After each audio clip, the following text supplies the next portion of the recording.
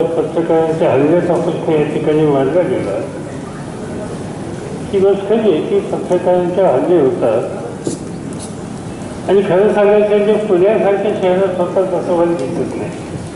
मुंबईसारख्या शहरात होतात तसंही दिसत नाही, नागपुरात दिसत नाही. खऱ्या अर्थानं तालुका पातळीवर काम करणारे जे पत्रकार असतात आणि तिथं स्थानिक प्रश्न आणि त्याची मांडणी केल्याच्या नंतर स्थानिक प्रश्नांच्या सोडवणुकीच्या संदर्भात असलेल्या घटकांच्यातली गडवाडी आणि त्या गडवाडीची किंमत ही पत्रकारांना खूप वेळ द्यावी लागते. एखादा स्थानिक प्रश्न तुम्ही मांडला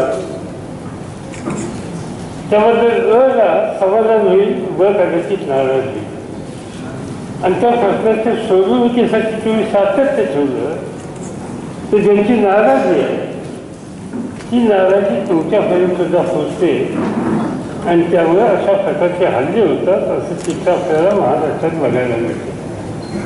आणि मग त्याच्या सोडवणुकीच्यासाठी अशा प्रकारची काहीतरी तरतूद असली पाहिजे आणि ती राज्य सरकारने त्याच्यात पुढाकार घेतला, गृह खात्याने घेतला तरच खऱ्या अर्थानं आपण काहीतरी मार्ग काढू शकू.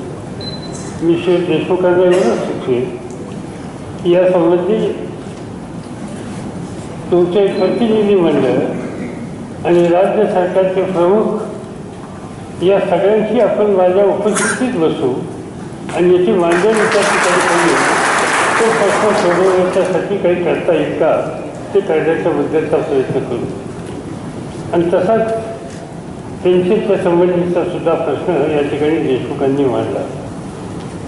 खरं सांगायचं म्हणजे कधी काही मी सुद्धा सरकारमध्ये असताना या प्रश्नाची चर्चा झाली होती. जिथे निर्णय घेतले जातात त्या ठिकाणी ते लढलेली होती आणि ती काही फारशी अनुकूल नव्हती तुमच्या दृष्टीने.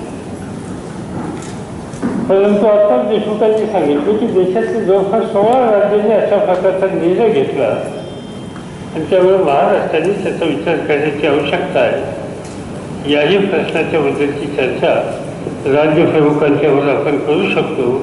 हे दोन्ही प्रश्न आपण त्यांच्यापुढे घेऊ आणि त्याच्या सोडवणुकीच्यासाठी काही करता येत असेल तर तो करण्याचा प्रयत्न करू. त्याच्यामध्ये मी तुमच्या त्या दोन्ही बैठकीला असेल हे या ठिकाणी सांगितलं.